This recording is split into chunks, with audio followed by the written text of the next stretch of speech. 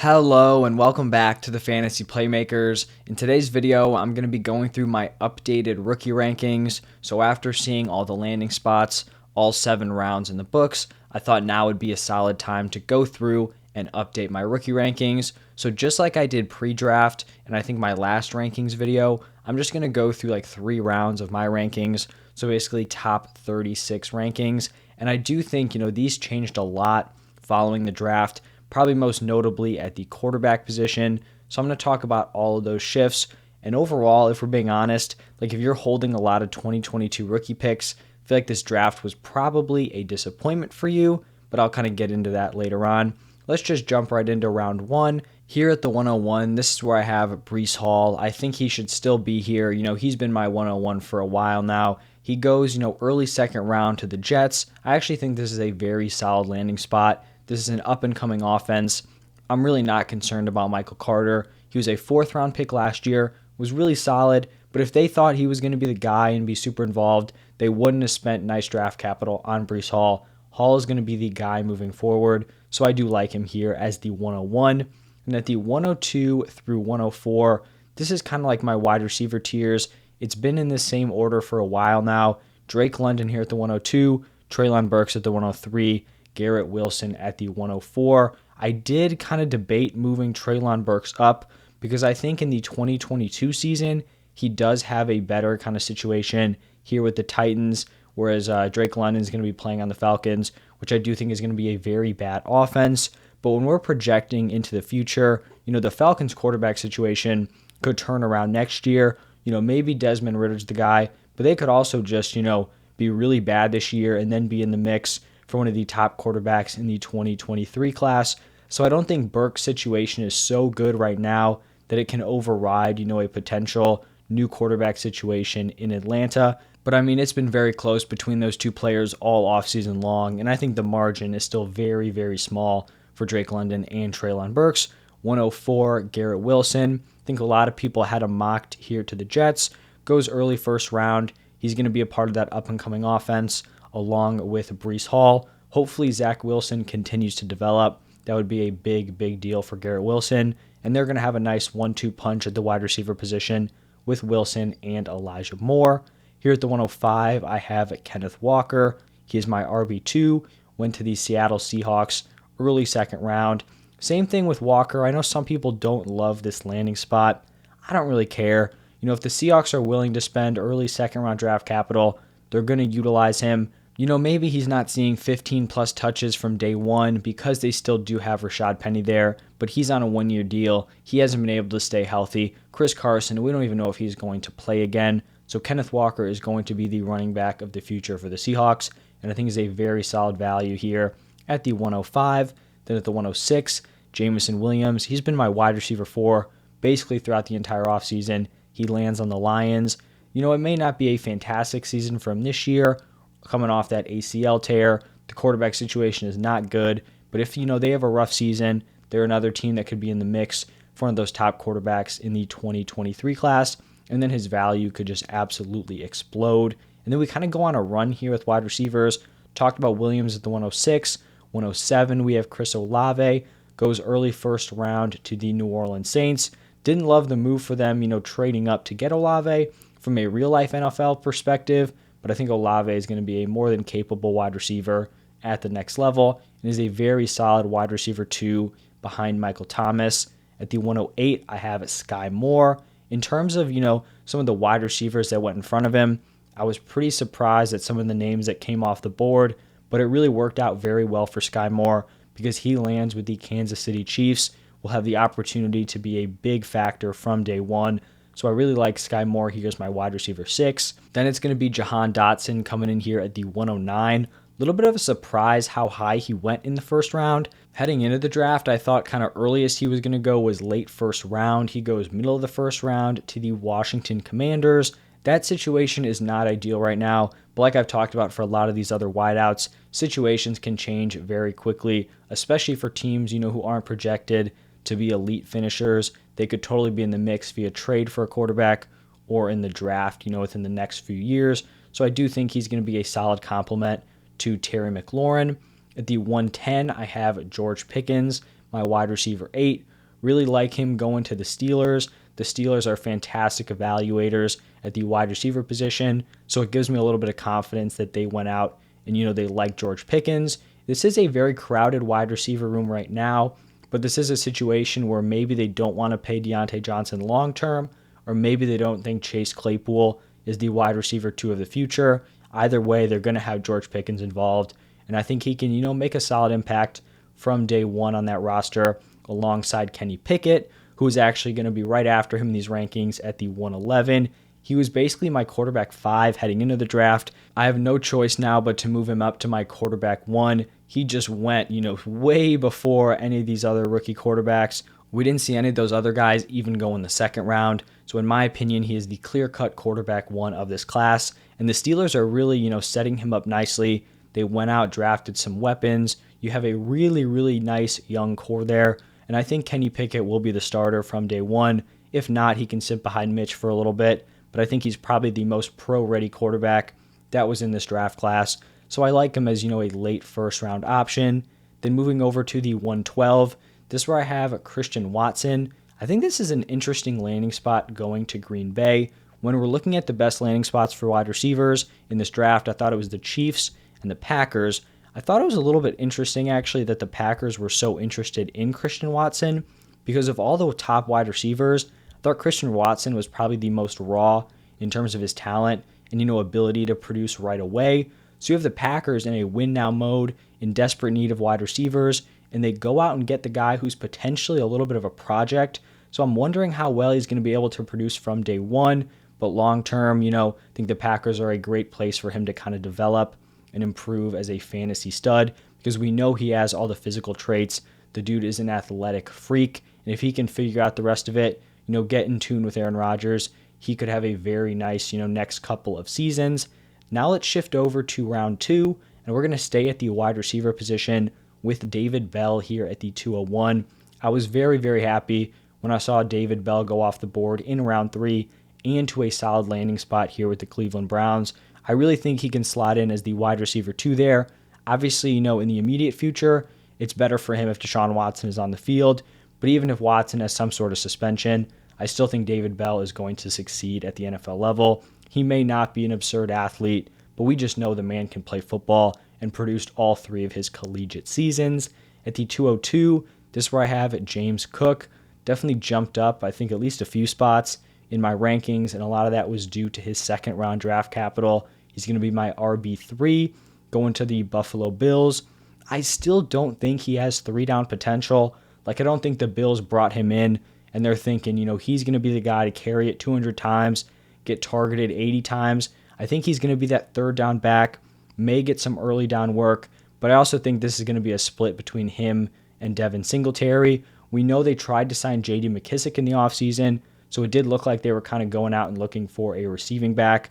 I think Cook can be that guy, but going in the second round, it definitely seems like he's going to be guaranteed a solid role in that offense, which is why I like him as an early second round rookie pick. Another big riser here at the 203, this is where I have Wan'Dale Robinson. I really liked Robinson, heading into the combine stuff. Then when he measured in at 5'8", kind of backed off just because I think a lot of people were kind of scared of that same kind of Rondale Moore build where, these really tiny, super athletic wide receivers step in, and he didn't even test super well athletically. So there were some concerns there. Is he going to be a repeat of Rondale Moore's disappointing 2021? But then he gets drafted in the second round, and I don't think it's entirely fair to, kind of just lump him into Rondale Moore failed, so Wan'Dale Robinson is going to fail. He goes to the Giants with Brian Daboll. We'll see how he works himself into that offense, but clearly they like the player. They probably reached a little bit, probably could have gotten him a little bit later on, but that draft capital and college production is a good sign for Wan'Dale Robinson moving forward. Then at the 204, I'm pretty sure Rachaad White was my running back 4 heading into the draft. He is going to stay there. He lands with the Tampa Bay Buccaneers. And there are kind of some clear positives and negatives here. Starting off with the positives, he went on day 2. He was a late third-round pick. I actually thought he was going to go later than that, the farther we were getting into the draft process. So I am happy he went in that third round because I did really like him as a prospect. Thought he could be a 3-down back at the next level. Obviously, the downside is that he probably isn't going to be competing to be the RB1. They just paid Leonard Fournette. He's going to be the guy. I think Rachaad White can get some work as a third down back. But when we're just looking at the upside from season to season, he is going to be one of the most valuable handcuff backs in the NFL, because if Leonard Fournette goes down, he's going to step in, likely be the guy, and he could be a league winner, if something does happen to Leonard Fournette.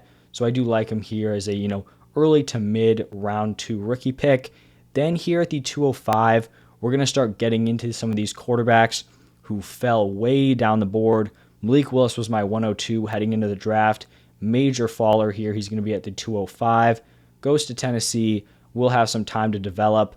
But I mean, the optimism is just not there when he doesn't get that draft capital. Then we've got Matt Corral at the 206. Goes to Carolina. These really aren't bad landing spots for these quarterbacks. It's just I don't think the confidence is there because the NFL teams didn't believe in them. And going, third round is not a guarantee that they're going to get an opportunity to start at the next level. And then the 207, Desmond Ridder going to the Falcons. Same things I talked about with Willis and Corral. Then at the 208, this is going to be my first tight end, Trey McBride going to the Cardinals. A little bit of a surprise that he landed there because they did lock up Zach Ertz to a 3-year extension. But if you spend, second-round draft capital on a tight end, they're clearly going to use him. They like him as a player, so he could be involved from day one, and then probably will be the tight end of the future there as Ertz kind of starts to decline. Next up at the 209, I have John Mechie, who went to the Houston Texans. He's going to have an opportunity to step in and compete with this wide receiver room. You've got Brandon Cooks there. You have Nico Collins, who I believe was a rookie last year. So some competition, and then you're kind of just hoping that Davis Mills continues to develop and is the guy there in Houston.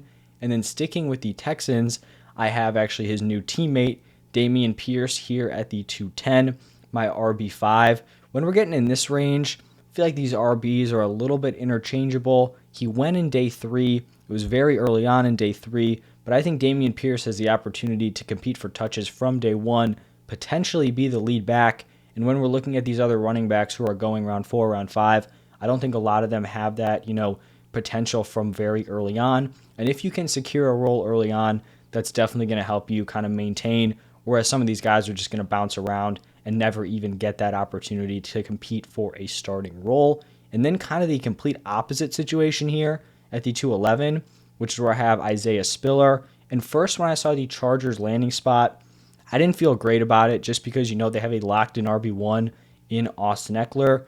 But I do think the Chargers for a while now have been trying to find a second running back to complement Austin Eckler, basically ever since Melvin Gordon left. I don't think they want Eckler, taking as big of a load as he did last season, potentially bringing in Spiller, who could get some work on the goal line. But he also is just a solid all-around 3-down back.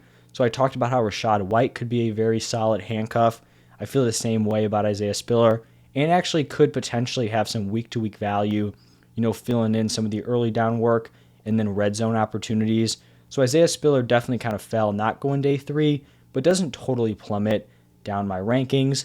And then to finish out round 2, at the 212, I have Jalen Tolbert, who went to the Dallas Cowboys. He'll have the opportunity to compete from day 1, potentially slide in as that wide receiver 3 behind CeeDee Lamb and Michael Gallup.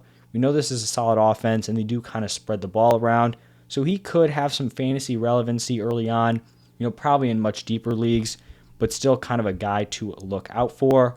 And now shifting over to round 3, the final 12 players in my rankings. At the 301, I have Tyler Algier, who did kind of fall a little bit in day 3. He's my RB7 overall in this class. But what I like about him, similar to what I talked about with Dameon Pierce, is he had a solid landing spot where I think he can compete for opportunity from day 1. He lands with the Atlanta Falcons. I think he can step in, be the counterpart to Cordero Patterson, and that's an opportunity that some of these other running backs just may not have. We got another running back here at the 302, Zamir White, the RB8 going to the Raiders. That running back room is a little bit crowded right now, but they did actually decline Josh Jacobs' 5th-year option, so he may be gone after that. Zamir White could be the guy. I'm just not seeing a huge ceiling here because I feel like this is going to be a situation where it's going to turn into a committee, no matter what happens. Even if Jacobs is gone, you have Josh McDaniels there, and we know what they did in New England. They went out, drafted a million running backs this year. I feel like he's kind of going to employ a similar strategy, and I don't know if Zamir White is ever going to have receiving upside, but potentially someone who could have a Damian Harris role as early as the 2023 season, barring an injury to someone like Josh Jacobs in 2022. And then at the 303, I have Ty Davis Price, who was kind of a surprising running back pick from the San Francisco 49ers. Not surprising that they picked him, but he did go in round 3, and I really didn't see him mocked there in really any mock drafts that I had seen.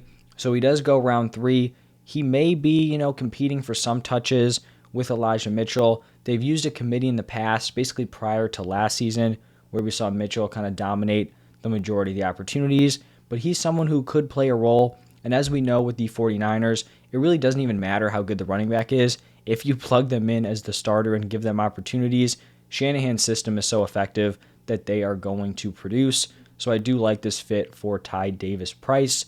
Then at the 304, this is where I have Alec Pierce. I think he was way overdrafted. I was not expecting him to go second round, but he is a fantastic athlete, and the Colts wide receiver room is pretty wide open, aside from Michael Pittman, so he'll likely have the opportunity to produce from day one. At the 305, I have Greg Dulcich going to Denver. This is kind of an interesting landing spot here because I know a lot of people really liked Albert O. He is a freak athlete, so he does have some of that high-end tight end one potential. Dulcich is also a very solid athlete, and maybe the Broncos don't feel super comfortable with Albert O as the number one option. Maybe they're going to split the work between both of these guys after losing Fant. We will just see, but I think in the third round, I would not hate taking a shot on a guy like Dulcich. Then at the 306, I have Brian Robinson going to Washington. I really just feel like this is a horrible situation for every running back there. This is going to be like a three-headed committee between Antonio Gibson, Brian Robinson, and J.D. McKissick. And Gibson's going to be there this year and next year, at the very least. So where is he going to kind of work in a role here? And then you also have J.D. McKissick. So I just don't really see much upside in the near future. And then after that, is he ever going to get the opportunity? We just do not know. At the 307, I have Sam Howell. Massive, massive fall here for him. He's the QB5. We saw these other quarterbacks fall, Corral, Ritter, Malik Willis. Sam Howell fell even farther than them, all the way to the 5th round. Kind of like the fit here in Washington, just because he may have the opportunity to compete in the future. But a 5th round quarterback, can't really justify taking him much higher than this here at the 307. Talked about Alec Pierce being a surprise 2nd round pick. Thought the same thing about Tyquan Thornton going to the New England Patriots. Kind of their thing to make these strange picks. This is a very kind of murky wide receiver room. I feel like they have a lot of very solid wide receivers, not a ton of guys who are real studs. So maybe Thornton can come in and play a role from day one, but we will just have to wait and see how that works. But he's another guy, just like Alec Pierce, who is a freakish athlete. And another freakish athlete here is Jelani Woods, who went to the Colts. The Colts definitely have some openings at the tight end position, so he'll be teaming up there with Alec Pierce, but I do think it could take him a few years in the league to kind of get producing because he never really did have a massive season in college.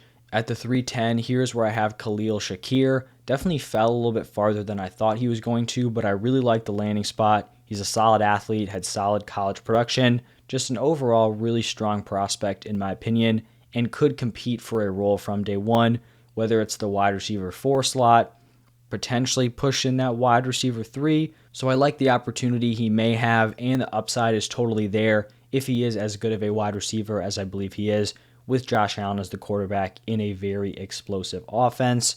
At the 311, the last running back here, it is Pierre Strong from the Patriots. I mentioned how they just have a bunch of kind of competent running backs in that room. I have no idea how this is going to shake out. I feel like I'd be shocked if they retain Damian Harris after the season. I just don't understand why you would re-sign a guy, after bringing in all these running backs in the draft. So if he is gone, as early as next season, Pierre Strong could be playing the receiving back role in New England with James White there this year. His career is basically over. He's kind of getting up there in age. So he could be a part of this committee. You may never have a massive ceiling out of him, but I did like him as a prospect. So I think late 3rd round, fine opportunity to draft Pierre Strong. And then the final player here, going to go with Danny Gray, picked in the 4th round to the 49ers. kind of similar to the running back situation. 49ers can plug in wide receivers and they can succeed. We saw it, with Ayuk and Debo. Not comparing Danny Gray to those guys because those guys are kind of a different level. But, I think it's interesting to see where he'll slot in. I think their wide receiver room, I've talked about this a lot, is decently open. So whether he's the wide receiver 4, wide receiver 3, we'll just see how it plays out. But late third round, early fourth, you're just kind of taking dart throws here. So Danny Gray is going to wrap up these rankings. Thank you guys for tuning in. Let me know what you think about these rankings. Who should be higher? Who should be lower? Drop those down below in the comment section. But thank you guys again, and I'll see you in the next one.